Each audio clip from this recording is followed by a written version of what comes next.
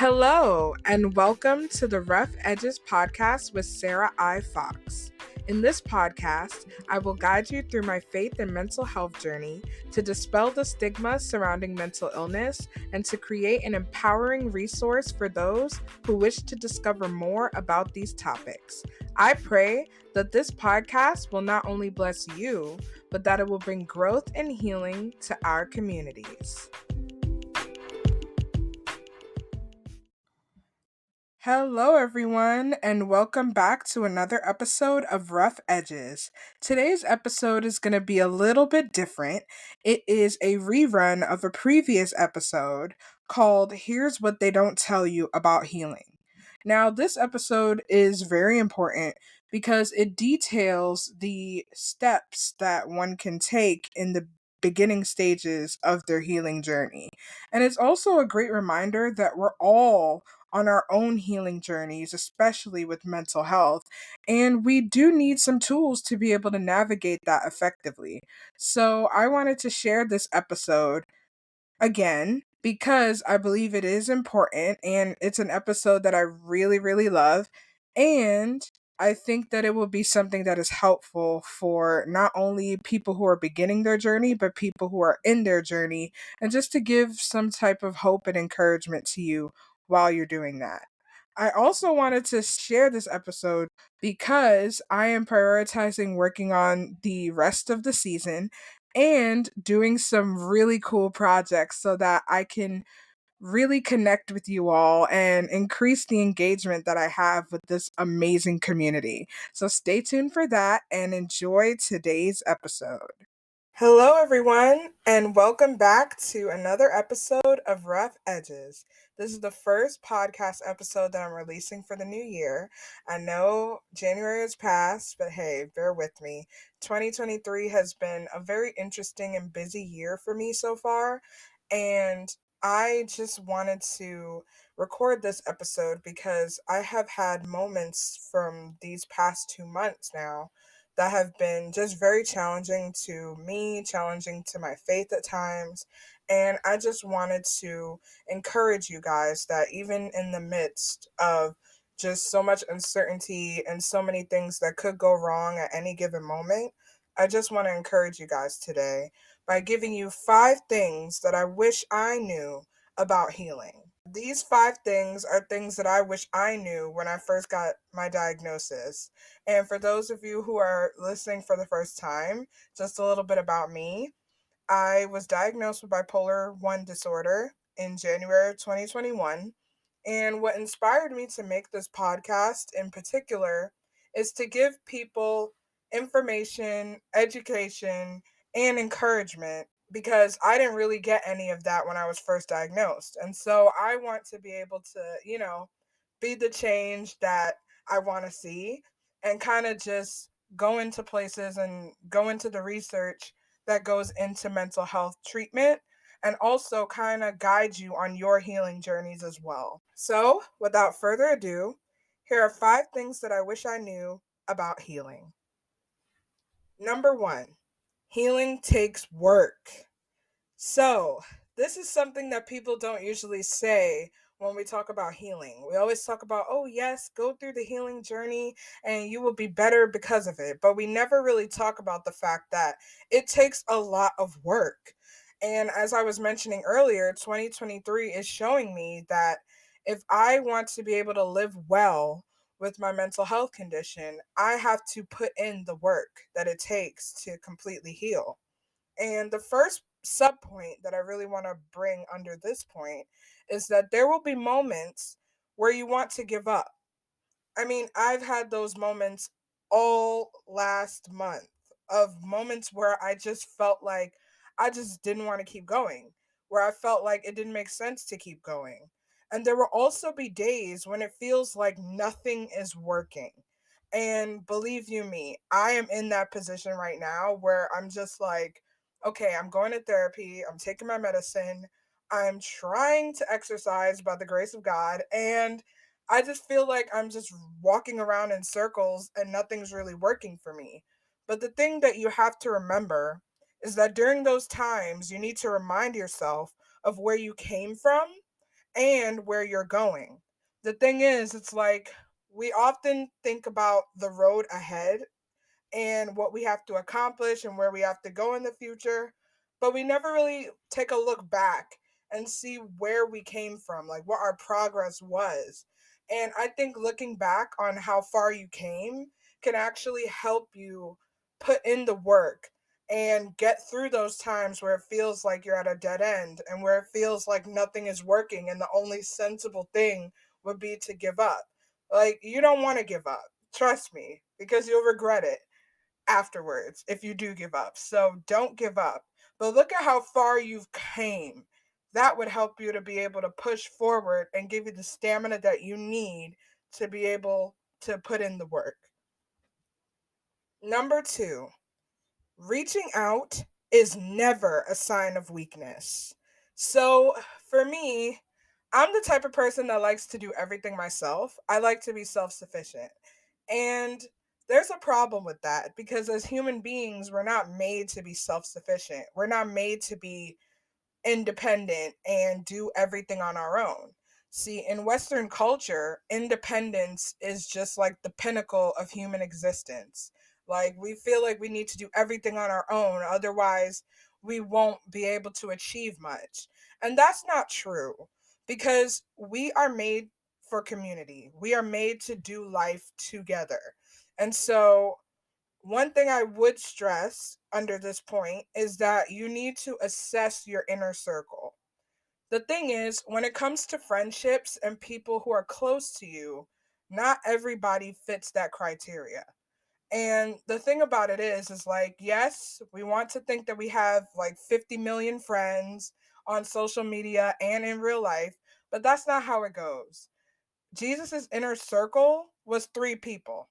And I'm not saying that you have to limit your friends down to 3 people and call them like, this is my inner circle.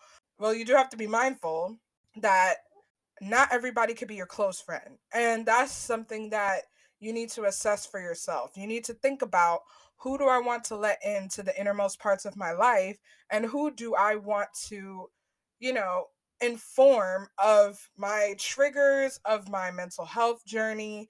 Who do I want in this journey with me? And once you figure out who those people are, you need to let them in on your struggles. You need to be vulnerable with them because you need to let somebody know, especially when you feel like all hope is lost. You need people in your life to remind you and speak hope and faith and encouragement into you and say, hey, all hope is not lost. So I would say assess that inner circle and be vulnerable with those people because they can lift you up when you feel like you can't go on. The second thing you need to do is assess your professional help. Seek professional help. So if you're dealing with a mental health condition, you need a therapist, you need a psychiatrist, and if you need a nutritionist, go right ahead with that too. Like, you need professional help to help you walk through this because this is a journey that requires additional tools to help you move forward. So I would definitely say know who your professional circle is and build that up as well. And lastly, asking for help is necessary because, again, you can't do this by yourself and you need the help that you can get in order to move forward in your healing journey. Number 3, comparison will rob you of peace. So the thing is with comparison is that you are looking at someone else and you're comparing your chapter 2 to their chapter 20 and thinking, "Oh, I can't achieve as much as that person." Or you think, "Oh, I achieved all these things. Why can't that person achieve them?" Or you think, "Oh, why is that person doing better than me?" Like, just get rid of comparison altogether on your healing journey. Never compare your journey to someone else's because the thing is, you will always be looking at what the other person is doing and you will be neglecting your own progress. Because when you're busy looking at someone else, you are not focusing on you and you are not focusing on what you can do and what you have accomplished and how far you came. You're just looking at someone else. And I love this line from this song by Lecrae called Celebrate More.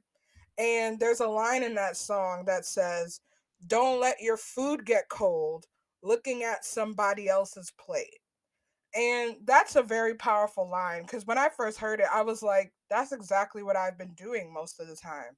I've been looking at other people. I've been looking at other platforms. I've been looking at my friends. I've been looking at so many other people's journeys that I've neglected looking at my own and seeing areas that I can improve. So, yeah, I don't know about you, but I don't want my food to get cold because I'm busy looking at what someone else is eating.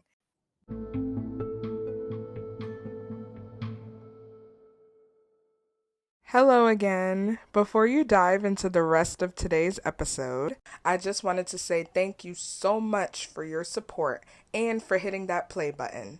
If you want to expand on that support, here are 3 ways that you can do so. 1. Leave a review. If anything in today's episode resonated with you, or you want to share how the podcast changed your life, you can do so by leaving a review on Apple Podcasts or Podchaser. 2. Check out our shop. The Rough Edges shop is a faith-based, women of color owned online shop where you can get a variety of products from tote bags, journals, t-shirts, crew necks, and more. 20% of the proceeds go to a mental health organization. So check it out at roughedgespodcast.com/shop. 3. Connect on social media. Rough Edges is on a variety of social media platforms, including Instagram, Facebook, TikTok, and more. If you want to connect outside of listening to the podcast episodes, you can do so on those platforms. If you have any more questions or want more information on the ways that I've just discussed, you can check out the episode description or stay to the end for more information. Now, enjoy your episode. Number 4, perseverance is key. If you feel like you want to stop, take a breath, get back up, and keep going. The thing about healing is you need to be consistent and you need to persevere because with healing, it's a constant battle between who you want to be and the person that you were before. And a lot of the times is that you can't really see your progress in the moment. You just got to take it day by day. And every day that you get is another chance to keep moving forward. So if you feel like you're going to give up or you feel like you need to take a break, it's okay to take a break, but you got to remember to keep on getting up, keep on moving, and keep on going forward because you just don't want to be stuck in a rut for the rest of your journey. Like you got to get up at some point and you got to keep moving forward. And you got to keep hope alive. Like never let yourself sink into the deep depths of discouragement because once you get into that rut and once you get into that pit, it is really hard to get yourself out of it.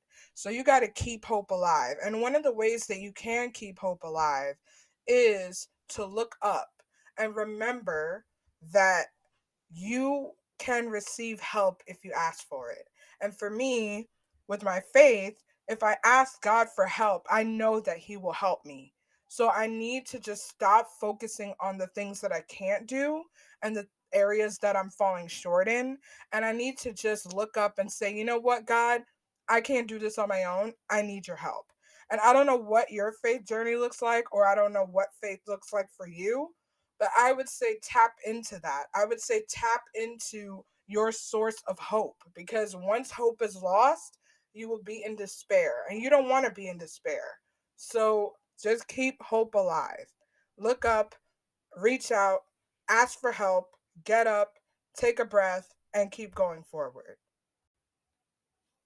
Number 5, fight for it. Another thing that people don't tell you about healing is that you have to fight for it. And as I mentioned earlier, healing is a constant fight. It is a constant tug of war between who you were before you started healing and who you want to be when you are healed. So you have those two different natures, if you will, just fighting to just be dominant and prominent in your life. And the thing is, whatever you feed, that's what gets stronger. And so if you are feeding your old patterns and your old way of life, that's going to get stronger over the person that you want to be once you have healed. So when you heal and when you're walking in your healing and when you're feeding the person that you want to be and the healed version of yourself, that person gets stronger.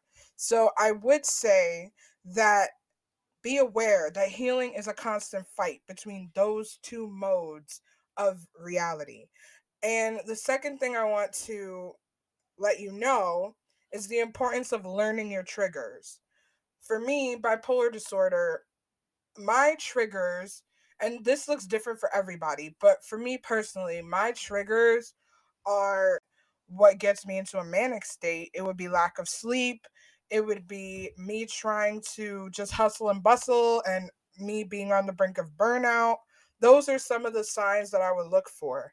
And again, your triggers may look different, but I would say learn your triggers because trauma comes at random times. It comes at random moments. And you could be walking down the street one day and then all of a sudden you hear a song or you see something that automatically brings you back into those dark moments. And when those moments happen, you have to have a plan in place. That's why building your professional circle is so important because you would have a plan to help you with those triggers. So that's part of your fight, just learning about your triggers and learning about the things that bring trauma back up in your life.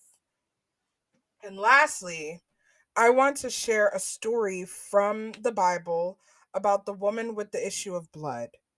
That story is found in Luke 8, verses 43 to 48.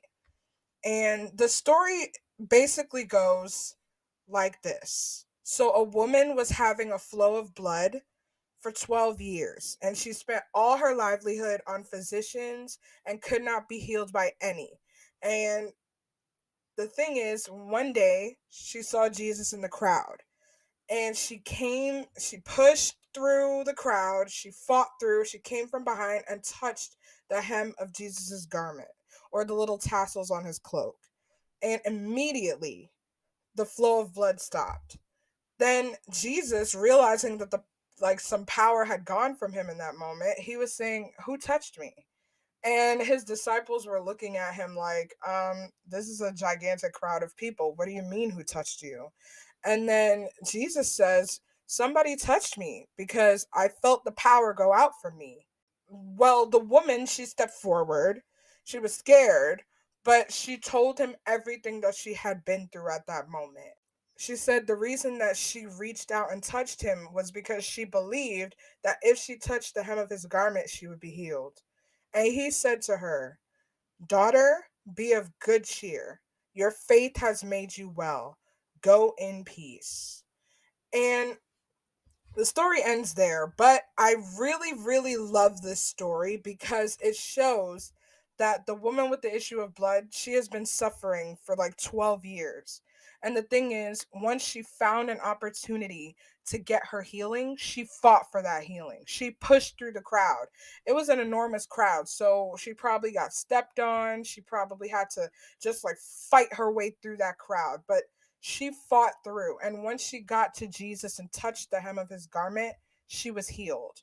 But the thing I love about Jesus's response to all of this is that he doesn't comment on the fact that she touched the hem of his garment. He says, "Your faith has made you well. Go in peace." And the thing is, that's the element that we often forget about. We often forget about the faith, the hope, the will that it takes to keep going and to keep pushing forward. When you are in the trenches, when you are in a moment where you feel like your healing is just out of reach, when you feel like that, you have to claw your way out of there. You have to push. You have to keep that hope alive because at the end of the day, if you fight for it, you will receive that healing. Now, I'm not talking about fighting and striving and, just burning yourself out trying to fight for this. I'm talking about the inner faith, the inner hope that you have that says, you know what, I may feel bad right now, but I'm going to get back up and I'm going to keep on going no matter what. That's the kind of fight that I'm talking about. The internal mindset that says, no matter how many times life knocks me down, I am going to get back up and I am going to keep on going. I am going to keep on surviving because my healing, my wholeness, my wellness is right around the corner. And so, those are the 5 things that I wanted to share with you that I wish I knew about healing in the beginning. And the thing is, I want to hear from you. What are some of the things that touched you the most from this episode? And also, what are some things that you wish you knew about your healing journey before you even started? And I just want to thank you for listening and stay tuned for more empowering episodes on Rough Edges because we got a lot of things coming up in the next coming months. So stay tuned for more. And thank you so much for listening. Have a wonderful day. Thank you for listening to another episode of the Rough Edges podcast with Sarah I. Fox. If you want more updates on the podcast, you can follow on Instagram at rough.edges.podcast, or you can visit the official podcast website at roughedgespodcast.com. Thanks again for listening and have a wonderful day.